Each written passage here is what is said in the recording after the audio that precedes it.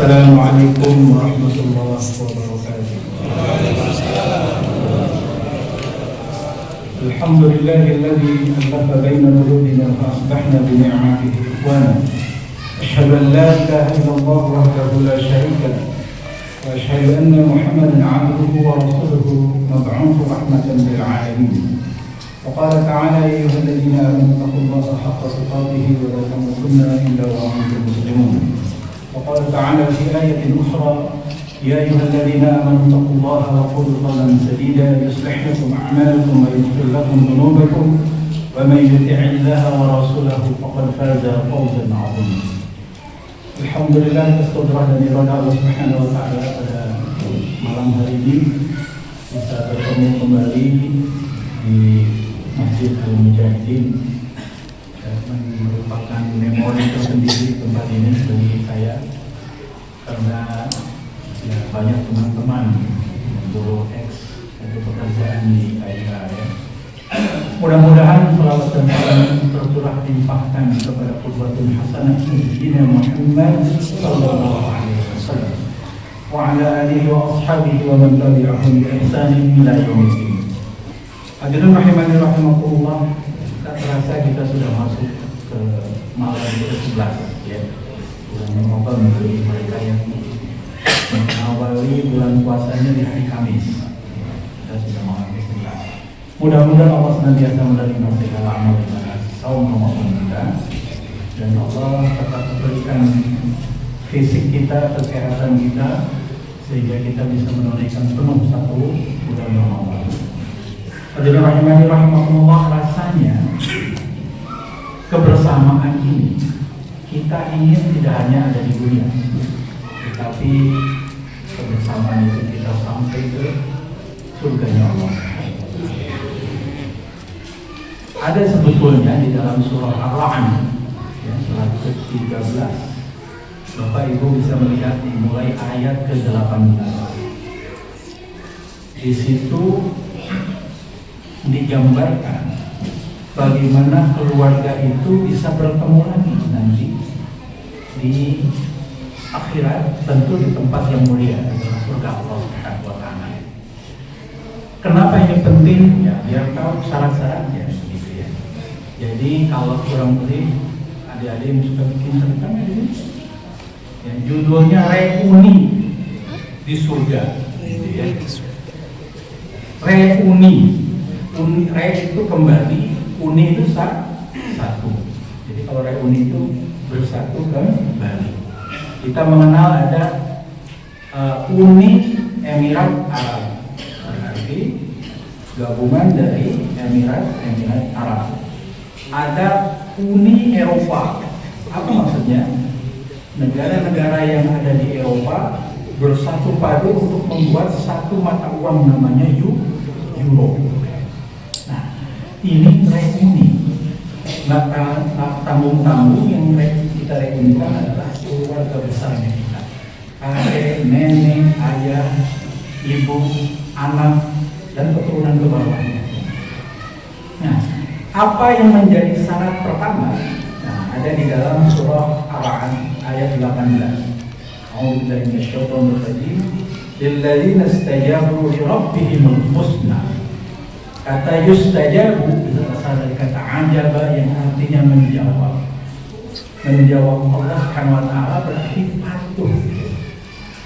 Jadi ketika Allah Subhanahu wa taala memberikan perintah di dalam ayat-ayatnya, maka hamba Allah tersebut dia langsung merespon dengan cara melaksanakannya. Ya, billadzina istajabu li rabbihimul husna. Nah, patuh ini banyak hal. Patuh kepada Allah, patuh kepada makhluknya Allah Subhanahu wa taala. Jadi ketika dimintakan tugas, ya, pernahkah kita kalau di pekerjaan misalnya pimpinan kita, Pak Ugi, coba kerjakan forecast bulan tertentu misalnya, laporan misalnya. Nanti Pak, saya istikharah dulu, gitu ya. Saya kerjakan apa enggak? Nggak bisa. Harus kerjakan, itu atasan, apalagi Allah Subhanahu wa Ta'ala.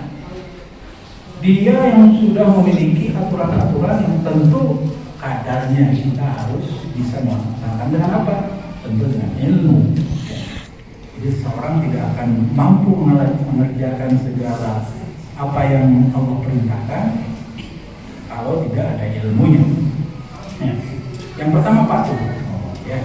Jadi digambarkan begini, ada keluarga anaknya 10 misalnya, anaknya semuanya soleh, tapi qadarullah satu dia kecelakaan di kapal laut tenggelam, ada yang naik gunung tersesat nggak kembali susah meninggal, ada yang masuk hutan diterkam harimau meninggal.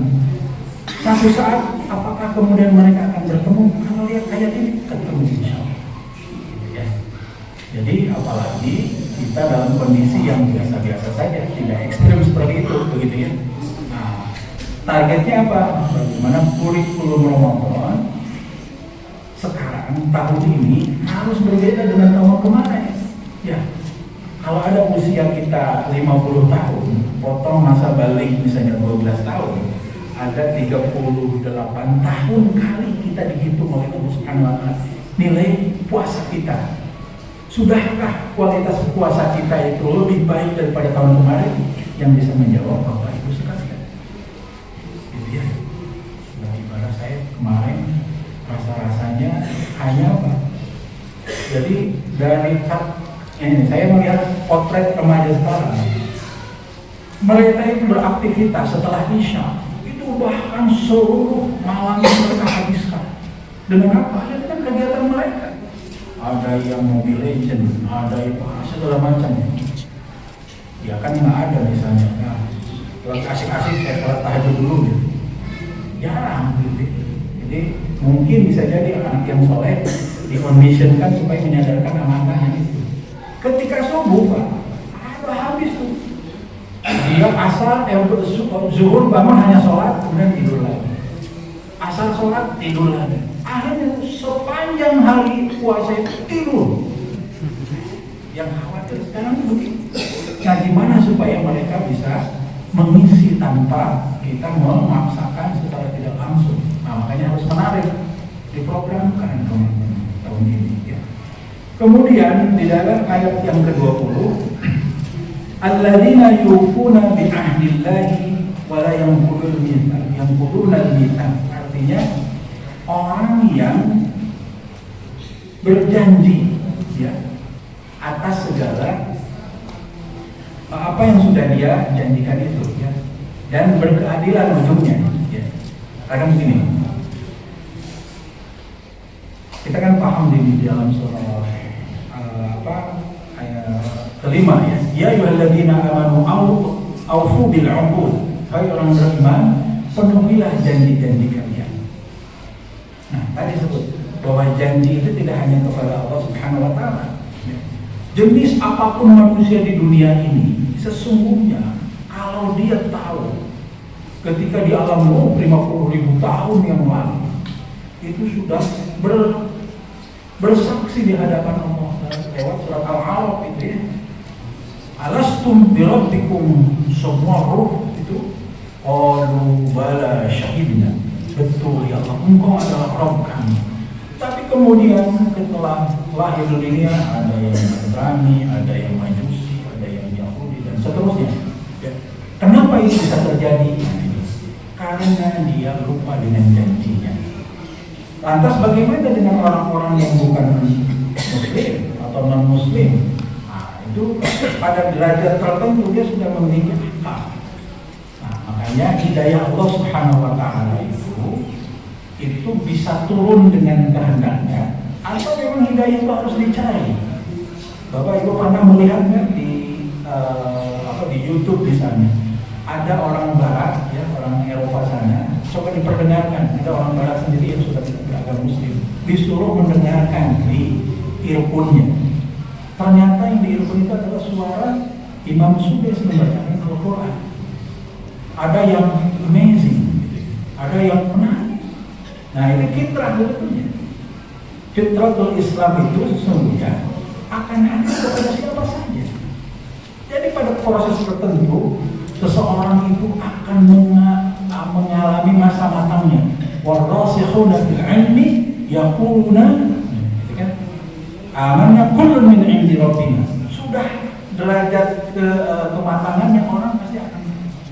Makanya Bapak Ibu sekarang kalau lihat di Boston, Amerika, ataupun di UK, di Inggris, sudah banyak orang berbondong-bondong masuk ke dalam Islam.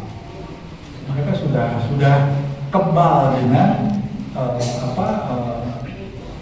upaya-upaya Barat di dalam menjadikan ajaran Islam. Nah, ya, itu yang kedua. Kemudian yang ketiga adalah walladzina yasiluna ma amarallah. Yasilah itu berarti menyambungkan. Ada orang yang senantiasa mempertemukan. Tapi ingat di pangkal berikutnya ma amarallah, yang diperintahkan Allah. Makanya Bapak Ibu coba perhatikan. Ada kumpulan komunitas, katakanlah itu sepeda goes, kumpulan apa, tidak dibingkai dengan ini, nggak akan lama. Paling 2, 5, 10 tahun lah di situ.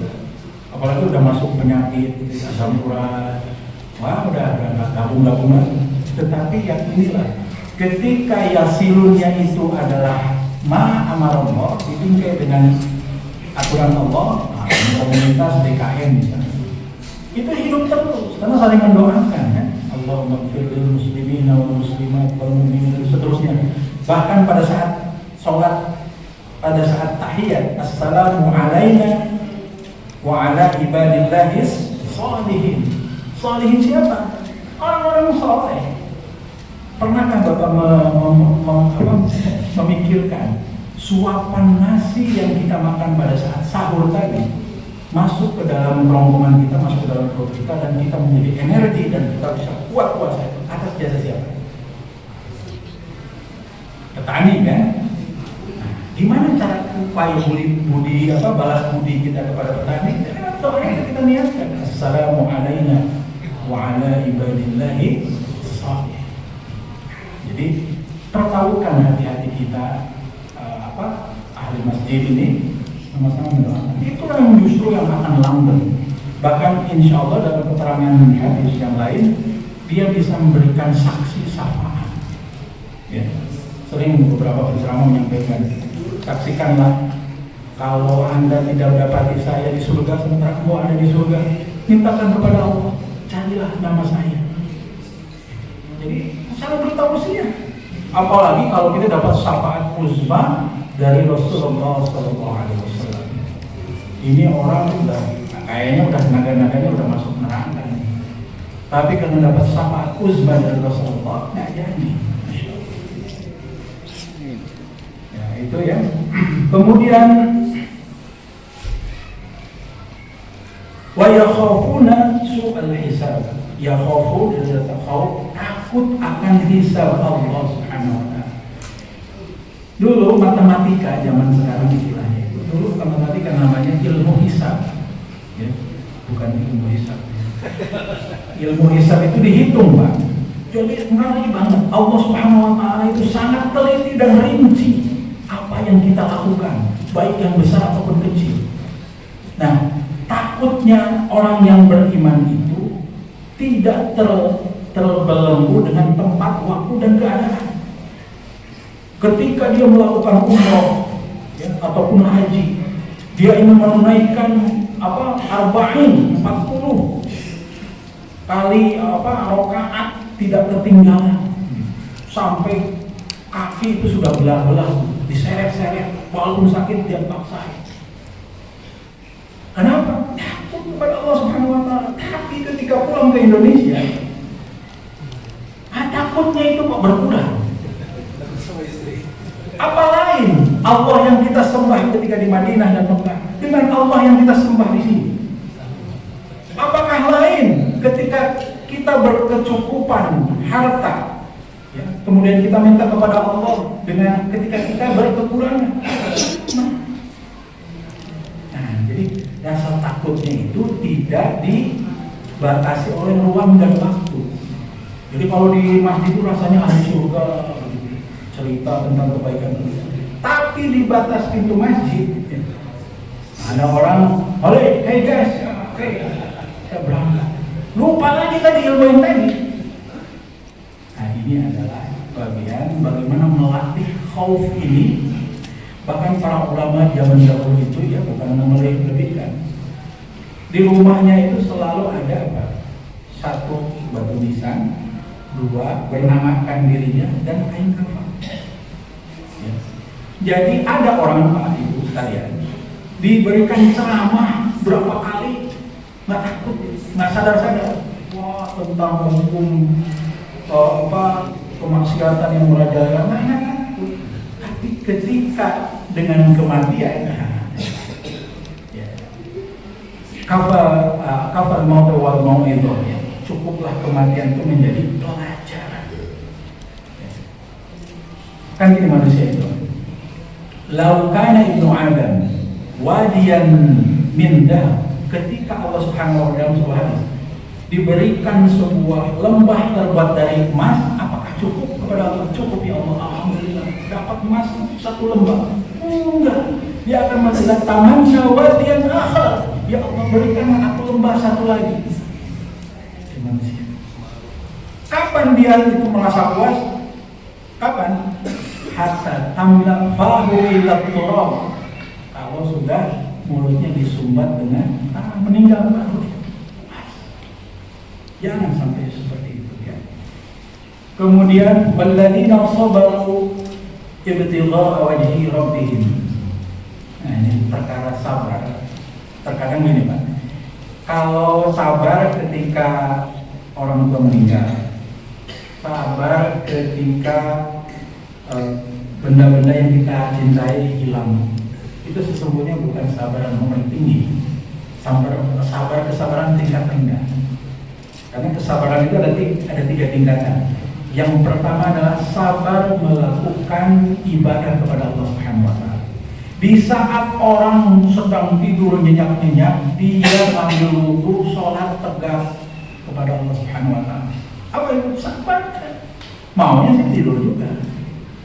Di tengah-tengah hiruk-pikuk orang, ya, di sana luaran sana, tiba-tiba dia mengambil wudu dan tunggu mendengarkan azan sholat zuhur.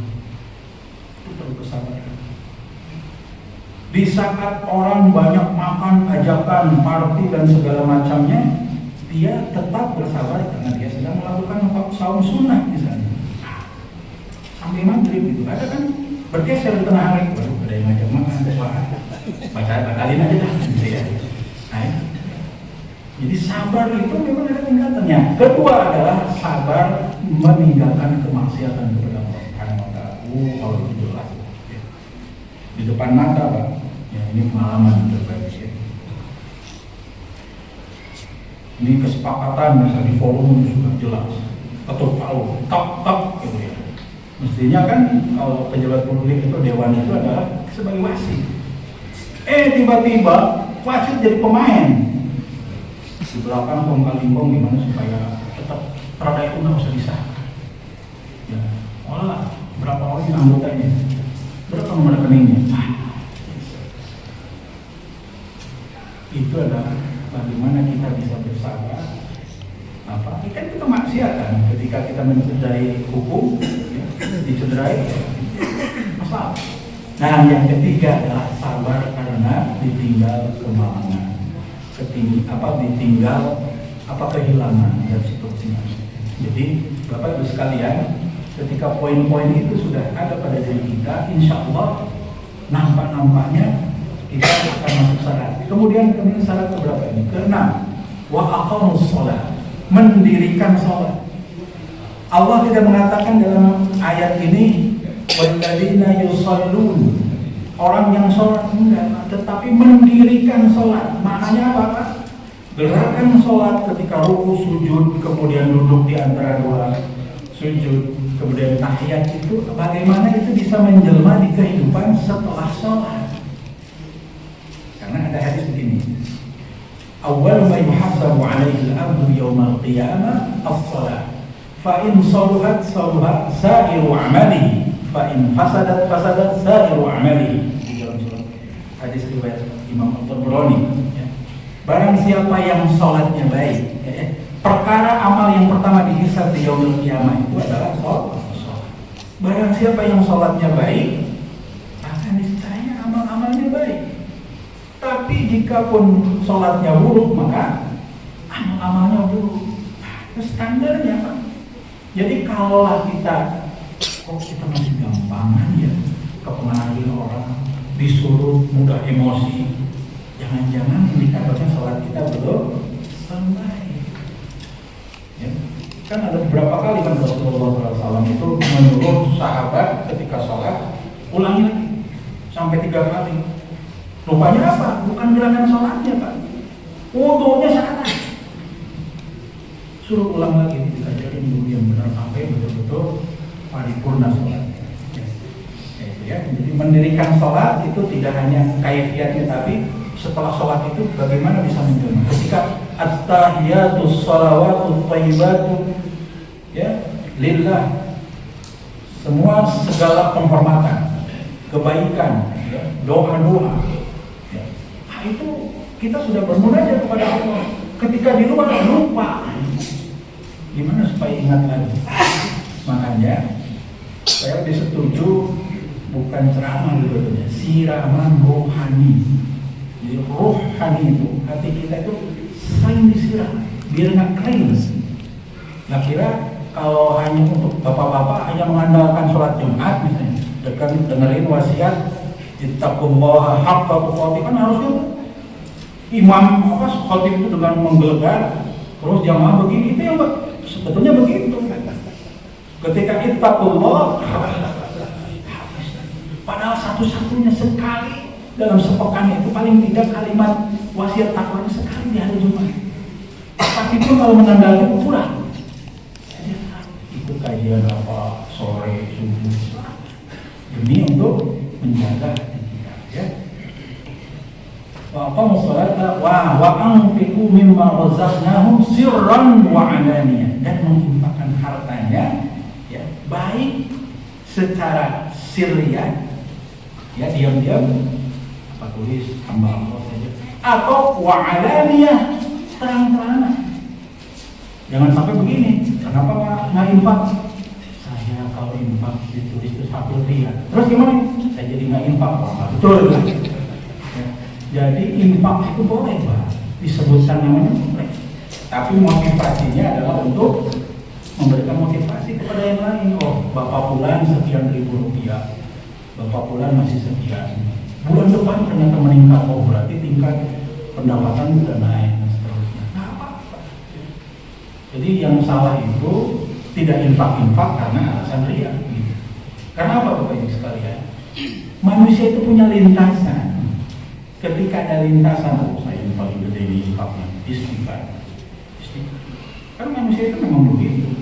Jadi kalau manusia itu adem aja, kayaknya perlu dipertanyakan. Satu, kemungkinan memang hatinya sudah bersih, begitu ya. Kedua, dia sudah mati. Jadi selalu ada lintasan itu. Maka ketika infak, saya infak ke Masjid Mujahidin 200 ribu karena Allah. Udah, iya. Ada yang lebih gede lagi ya? Ada yang lebih gede, dia motivasi. Wah, bulan saya bisa naik jadi 250. Apa? Ada perpanitia jadi hamba Allah saja berapa? 20 ribu, kenapa? Ya. Kenapa hamba Allah kan kecil Pak? Kenapa? Apa? Nah, jadi karena di sini ayatnya kan begitu, sirran wa alaniyah. Nah, Bapak Ibu sekalian, yang ke-9 adalah wa yadra'una bil hasanati sayyi'ah. Wah, ini. Kalau bahasan itu membalas sesuatu yang buruk dengan yang baik. Kalau ada orang yang lempar batu, kita lempar dengan bunga. Lempar batu, lempar bunga lagi. Lempar batu lagi, lempar bunga, tapi pastikan itu dengan potnya. Ya, maksudnya diternyesok. Jadi kadang manusia itu memang ada keterbatasan bilang sabar. Tapi sebetulnya 1 sampai 8 itu saya mampu, tapi 8 tidak mampu ya belum lulus. Karena 9-9-nya harus dimiliki, ya, walaupun itu sulit. Jadi caranya bagaimana ketika ada orang yang menzalimi kita doakan. Walaupun berat sebetulnya. Ada orang yang sudah mencerca kita, bahkan memalukan kita di hadapan umum, kita nggak perlu balas dengan yang sama. Rasulullah itu pernah ketika jalan dengan Aisyah sedang berdua, gitu. Datang orang Yahudi, asam ya Muhammad. Kalau selamat itu kan salam ya, salam. Asam itu sebaliknya, mampus kau Muhammad. Wah, yang terbakar siapa? Aisyah. Kenapa engkau tidak balas juga yang sama ya Rasulullah? Aku sudah jawab, amma tasma, saya tidak mendengar. Saya sudah wa'alaika. Kamu juga gitu sendiri. Ya tanpa harus dia ekspresikan marah dan sebagainya, sama-sama marah gitu. Dia keluarkan kalimat binatang, kita keluarkan kebun binatang sekalian. Karena itu emosi sudah begitu. Rasulullah cukup wa'alaika, kamu juga. Memang ini perlu terlibat, perlu latihan. Nah, yang menariknya adalah di ayat yang ke-23. Jannatu adnin yadkhulunaha wa man salaha min abaihim wa azwajihim wa dhurriyyatihim ketemu. Kalau syarat-syarat semuanya itu bisa dipenuhi, maka kita berdoa kepada Allah Subhanahu wa taala agar sisa waktu kita masih diberikan kesempatan. Sejatinya kenapa kita masih hidup di dunia? Liyabluwakum ayyukum ahsanu amala, supaya kamu bisa lebih baik ibadahnya. Ya. Banyak orang yang coba Pak, yang meninggal itu mesti tua dulu nggak? Enggak. Orang yang muda meninggal mendadak aja. Apakah orang yang meninggal itu mesti sakit dulu? Enggak. Dia beberapa tahun-tahun di rumah sakit, masuk IGD gitu ya, keluar lagi, masuk lagi, sampai saya masih hidup. Ada orang yang sehat, hidupnya teratur dan sebagainya, tak meninggal. Itu kadang wa idza jaa ajaluhum la yastakhiruna sa'atan wa la yastaqdimun. Ketika ajal Allah sudah menentukan pada seseorang, itu tidak bisa dimundurkan sedikit pun dan dimajukan. Jadi mudah-mudahan Ramadan kita Ramadan yang lebih baik ketimbang tahun kemarin ya. Jangan sampai kalah lagi Pak ya. Jadi coba sisi mana sebetulnya keunggulan kita. Saya sendiri cepat Pak, nggak bisa, nggak apa-apa, pakai yang lain. Ya. Kontribusi banyak di dalam. Saya kira itu yang menjadi masukan dari tausiah ya silaturahmi kita pada malam hari ini. Mudah-mudahan Allah Subhanahu wa taala menjadikan kita manusia yang mudah easy going dalam melaksanakan perintah Allah Subhanahu wa taala. Dan Allah Subhanahu wa taala senantiasa memberikan kesehatan dan memberikan menyembuhkan teman-teman saudara-saudara kita yang sakit. Banyak sesungguhnya orang-orang yang ingin seperti kita, tapi karena sakit sehingga tidak bisa ibadah seperti kita ya. Belum lagi kita masuk nanti ke Asyurul Awakhir ya, 10 malam terakhir. Dan ingat ada satu doa dan ini juga sudah beredar di beberapa media sosial. Ada 3 doa sebetulnya ya, yang sebetulnya bukan pada saat 10 malam terakhir terlambat. Dari tanggal 1 Ramadan kita sudah digaungkan doa ini. Yang pertama, Rabbana atik riqabana minan nar. Rabbana atik, ya Allah, hapus list nama saya masuk ke dalam neraka. Ya Allah, Pak, neraka kayak gimana sih? Jadi atik riqabana minan nar. Kedua adalah kenikmatan Ramadan itu kita berjumpa dengan Lailatul Qadar. Allahumma ballighna Lailatul Qadar. Kemudian yang ketiga, Rabbana taqabbal minna innaka antas samiul alim. Salatnya, tilawahnya, berjakatnya, infaknya, mudah-mudahan Allah terima. Nah itu adalah insyaallah nikmat. Demikian aku kepada astagfirullahaladzim wa lakum. Assalamualaikum warahmatullahi wabarakatuh.